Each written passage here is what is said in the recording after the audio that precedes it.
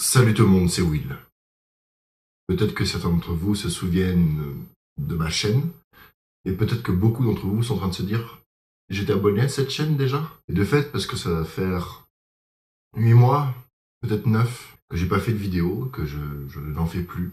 Et je vais faire court parce que je pense que beaucoup d'entre vous ont vu des dizaines et des dizaines de vidéos qui ressemblaient, ou du moins dont le titre ressemblait à celui-ci. Alors je vais faire court. Je ne pense pas que je vais continuer mon activité sur cette chaîne. C'est pourquoi je vous remercie pour tout le temps que j'ai passé. Je vous remercie pour les 1000 abonnés que j'ai passés, même 1070 au moment où je parle. Je ne pense pas que je vais reprendre une activité sur cette chaîne. Pas avant un long moment. Ne vous sentez pas obligé de rester abonné. Si vous voulez partir, partez. Si vous voulez rester, vous restez. En revanche, sachez qu'il y a de fortes chances pour que cette chaîne n'ait pas d'activité avant un bon bout de temps. Pour ceux qui voulaient connaître l'essentiel, voilà. Ensuite, pour ceux qui veulent connaître les raisons. Je suis né vers la fin des années 90 dans un monde complexe où on m'a dit beaucoup de choses. Quelque part, un peu, on me les a promises, ces choses. On m'a promis un mode de vie, on m'a promis des règles, on m'a promis beaucoup de choses, et ce qu'on m'a promis avant tout, c'est le respect et la dignité. J'étais trop petit pour comprendre, non pas ce qu'on me promettait, mais qui me promettait quoi. Je vis dans un monde, j'aimerais dire dans un pays, mais à dire vrai, ce n'est pas que le pays, à savoir la France. Pour ceux qui ne le sauraient pas, je suis français. Je vis dans un pays qui, ces dernières années, est devenu laid. Oh, non pas les paysages, pas les villes, pas les gens, mais la pensée. La pensée est devenue laide. Les gens regardent et observent des choses atroces, injustes, et ça leur suffit. Et donc, je suis en train de rencontrer un monde qui n'était pas celui dont on m'avait parlé quand j'étais petit, où je peux recevoir une leçon de morale sur l'écologie de la part de quelqu'un qui n'a jamais travaillé la terre de toute sa vie, qui ne sait pas jardiner. Tous ces produits qu'il achète sont où il y a marqué bio dessus, ça vient des magasins. Il sait pas ce que c'est, comment faire pousser une tomate. Il sait à peine ce que c'est qu'une patate. Et le mec vient te faire des leçons sur l'écologie, et le respect, et le bio, et le vegan, et le sans gluten. Et tout ce qu'il fait, c'est acheter du bio, du vegan même parfois quand il se sent vraiment héros de la justice sociale. Et surtout, le plus important, c'est qu'il va sur Twitter et il va sur Facebook et il met, vous savez, il met les pouces, les j'aime. Il met les j'aime sur like et tu vas sauver un enfant en Afrique. Like si tu veux sauver la forêt amazonienne. Like si tu veux... Le premier truc qu'il va faire, c'est qu'il va venir te voir et te culpabiliser. Et te dire que lui, au moins, il fait quelque chose. En plus, je dis lui, mais rassurez-vous, mesdames, vous n'êtes pas en reste. Même parfois un peu le contraire. Peut-être la position de certains quotas dans le monde du travail, qui est complètement dégueulasse, explique peut-être pourquoi est-ce que nous sommes en train d'assister à une hystérisation du dialogue social. Et j'ai pas dit du débat, j'ai bien dit du dialogue. Je ne sais pas. Je pose des questions. Je pose des questions. À la base, c'est parti de mon grand drame, ça a été que j'ai posé des questions. À la fois à moi et à la fois aux autres. Quand j'ai posé des questions moi-même, je me suis rendu compte qu'au final, je savais peu de choses. Et quand j'ai posé des questions aux autres, ils savaient. C'est fabuleux. Je ne sais pas, ils savent. Donc normalement, tu vois, il y a un truc qui se passe, c'est le moment où en fait, t'es censé fermer ta gueule et apprendre, en écoutant. Et en fait, t'écoutes des gens qui ne te parlent que d'idées saugrenues sur le vivre ensemble. Ils te disent de vivre ensemble, c'est très bien. D'accord. Pourquoi?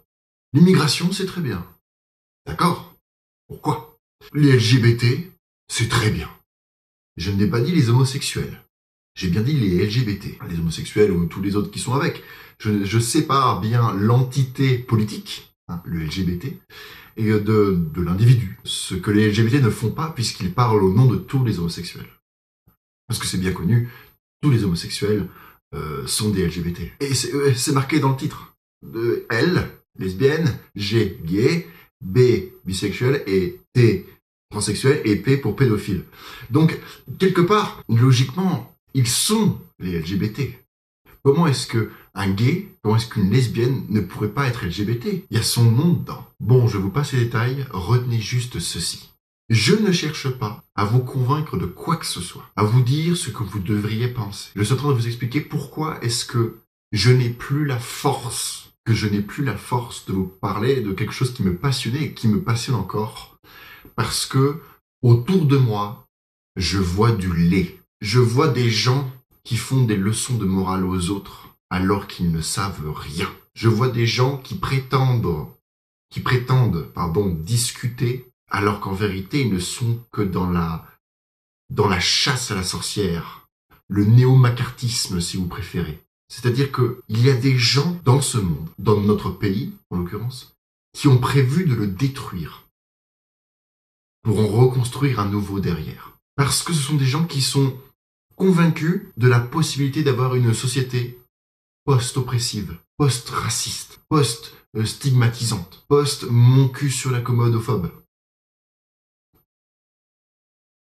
Ça n'existe pas. Et la société n'est société que précisément parce qu'il y a un rapport de force, pas forcément basé sur la violence, mais en toute matière, entre le nous, encore faut-il le définir, et les autres. Ces gens-là ont prévu de détruire tout ce qui a fait la France et tout ce qui fait que l'individu est un individu. C'est-à-dire nier l'histoire de France, n'en rapporter qu'une certaine vision dans le but d'expliquer aux gens, aux jeunes Français de souche, pourquoi ce sont des nazis. Pourtant, il me semblait quand même que d'accord, la collaboration, on a bien rigolé, je me souviens, ouais.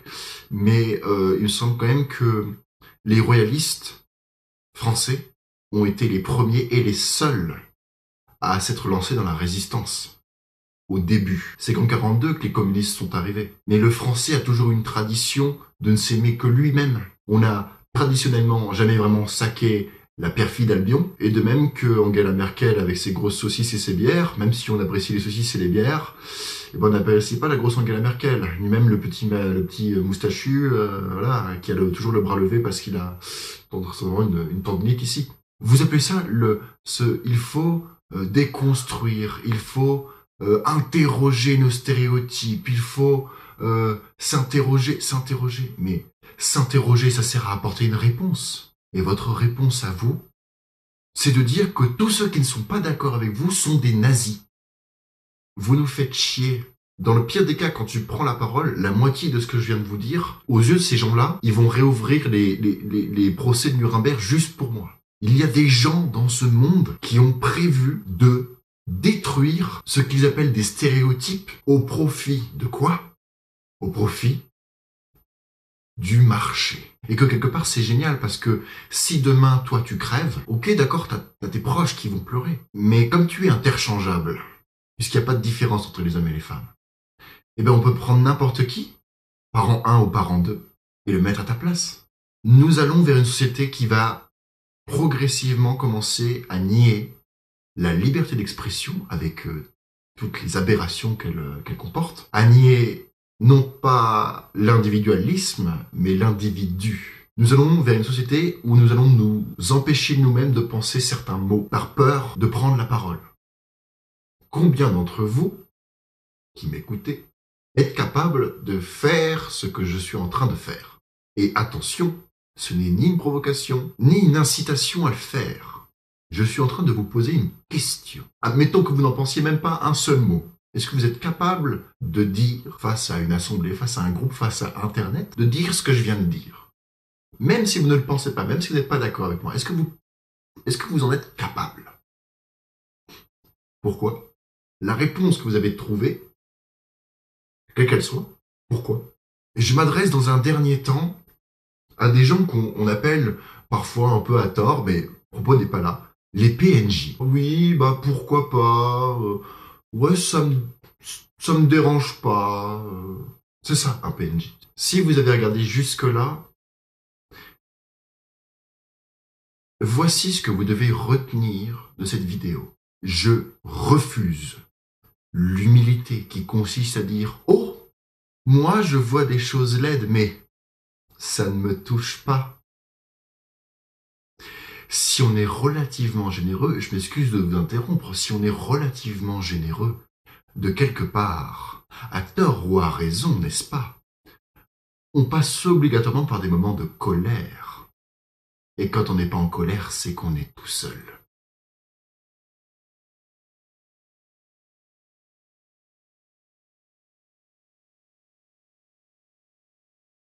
Vive la France!